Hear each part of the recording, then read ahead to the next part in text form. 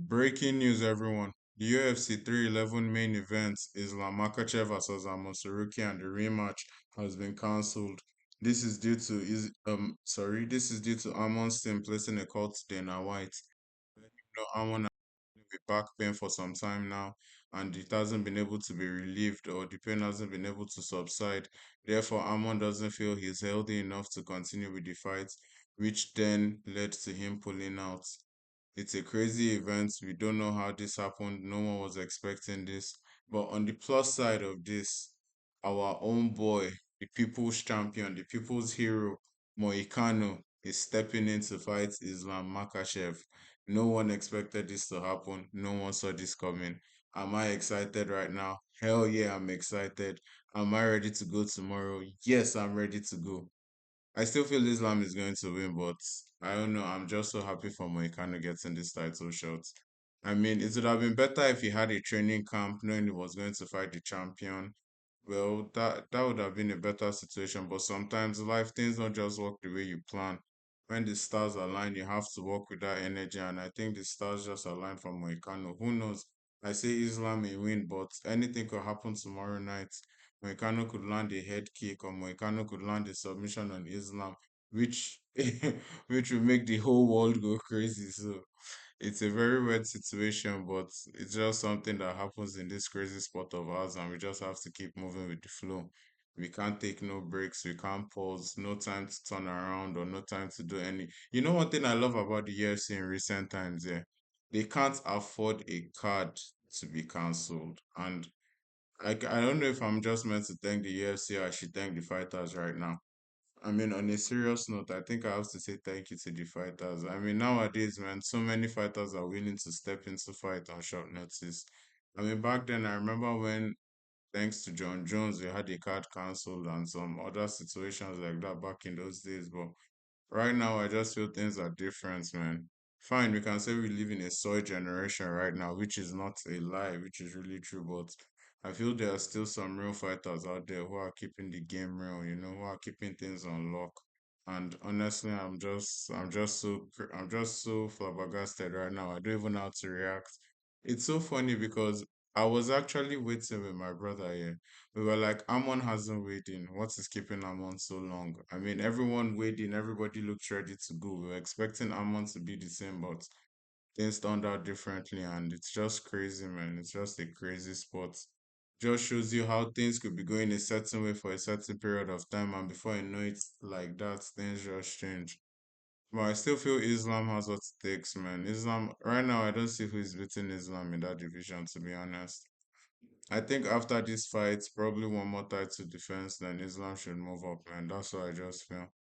Islam is just, I don't know, I don't think he's stoppable in that division now. To me, his biggest test would have been Arman, but now that we haven't seen, now that we're not going to see the rematch between him and Arman, I don't even know where the trajectory for Arman is right now. I hope he comes back stronger. I hope he heals up real good, and I hope he stays safe. We're waiting for you to come back, Arman.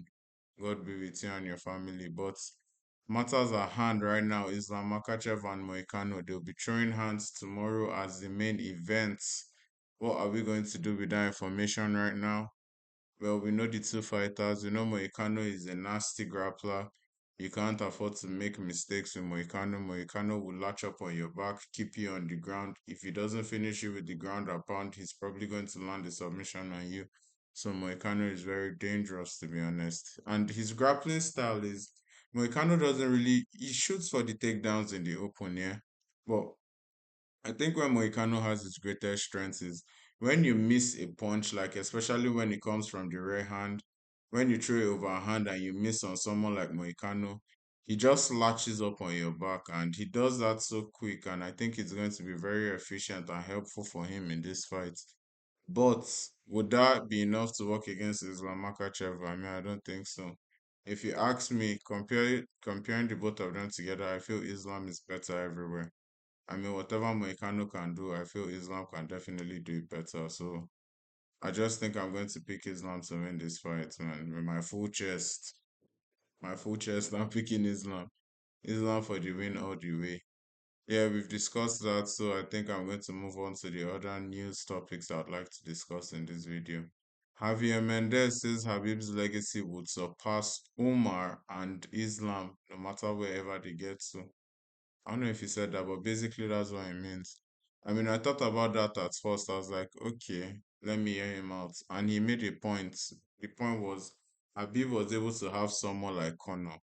I mean, when you're able to create that kind of toxic rivalry, like it's just something else. It's something you can't buy. It's something you can't sell. You can't even act it. Like it was so real between them. That's what made their fights that massive. I mean, and aside that though, I just feel the fact everybody knew what Habib was coming to do in the octagon. Sorry, everyone knew what Habib was coming to do in the octagon. No matter what anyone says, everybody knew Habib was coming to take you down and pound the shit out of you. Habib never really went for submissions. He just wanted to take you to the ground and make you suffer. But the crazy part was nobody could stop him from doing that. That is why, if you ask me, Habib is in the conversation for one of the greatest. Like, I know I understand a lot of the greats had to add things to their styles, had to switch it up. I understand Habib had to leave Russia when he came to America to train in AKA Daniel Cormier and the gang. They helped sharpen his striking, but even with his boxing being sharpened a bit, you could still see, okay, this man just has one plan. He wants to take you down and beat you on the ground, and him doing that alone now, I don't know, man. Like, it's crazy when someone knows what you want to do and they can't stop you. Like, that's what they call an unmovable force, man. More like an unmovable object. I mean, Habib is just unstoppable. So, yeah, I think Javier is right in when it comes to that regard. Javier is making a lot of sense. When it comes to the Nomagomedov family, the Nomagomedov team, the gym, whoever from that side, Habib is still number one. I don't know what anyone else wants to do. Moving on to the next news. Okay, they threw our guy Habib off the plane. I think that was, yeah, Frontier Airline. They said, according to one of the air hostess, they were not comfortable with his English speaking abilities because he was sitting beside the door to the aircraft. And I think if you're going to sit down beside that door, you have to be able to communicate when it comes to situations of helping people get out of the plane and all that. So I think they were probably not comfortable with the fact that someone who isn't really fluent in English was sitting by there. And to be honest, yeah, I think I actually like the way Habib handled it because, okay, he knows his ability, so because his English isn't the best, you're not expected to just be like, okay, no, I can't speak English. And okay, we could see the air hostess was not a traditional female. I hope that's safe enough for me to say on YouTube. So, which is very weird. I mean, someone like Habib having to talk to someone like that, trust me, he handled it a very good way. He handled himself and the situation very well. I don't know if I would have been able to. I mean, I would have used some words that I don't think, some words that would have made someone suicidal or something. Oh, well, yeah, so Habib handled himself well. He really handled himself well in that situation, and well, it happened, so it happens. I mean, because it's Habib, I don't think it's that big of a deal. It could happen to anybody. He handled himself well. Life goes on. He was able to get on a flight within a matter of hours, and he still did what he had to do. So, yeah, Habib is still the boss, still the Don. I don't think he took an L in this one. I think it was more like a draw. So, yeah, Habib is still a Don. Okay, now I don't know how to feel about this. Israel Adesanya and Robert Whittaker are friends now. I'm shocked. These guys are friends now. I mean, they are still contenders in their divisions. Like, both of them are in the top 10, if not top 5. So I don't understand what this friendship thing is all about. I mean, it's not bad though. But I feel for Rob, yeah, it's probably just training. But I feel Adesanya is more like taking it like a friendship, if you ask me. I mean, because Rob always said it that he just finds Adesanya so annoying. I know that may be the rivalry speaking, but yeah, it wasn't a friendship I was expecting to see. It's not like I have anything against it, but it feels kind of weird, you know? It feels kind of really weird. And the spine footage, though, I don't know, why was Whittaker looking fat? Please tell me that's not light heavyweight Whittaker. Whittaker shouldn't look like that if he's moving up. Please, Whittaker, do something to your physique. I don't like the way you look. You look like if DC was trying to get back in shape. So yeah, Adesanya and Whittaker are friends now. I don't know how to feel about that. Not really a fan of that. Oh well, it's a very weird world. And yeah, the UFC 311 was actually in almost in jeopardy though. It wasn't in jeopardy, but I guess because of the California wildfire, the fans went crazy, everybody went crazy. But that's one thing I just love about Dana, man. If the ship would sink, I feel Dana is the type of man that will go down with the ship. Like he was ready to move the event if push comes to shove. He was ready to do what he needed to do. I think he said it was going to be moved to T-Mobile Arena, Las Vegas, but that wasn't necessary. So yeah, the fact he already had an arena ready to accommodate everything and everyone, that's just amazing, man. Dana is the GOAT if you ask me. We'll miss him when he's gone. We will. I hope he's not going anywhere soon though. But I don't know. Am I the only one getting that energy? I think Dana has maximum about like 3, 4 years left in the UFC. For some reason, I just feel that way.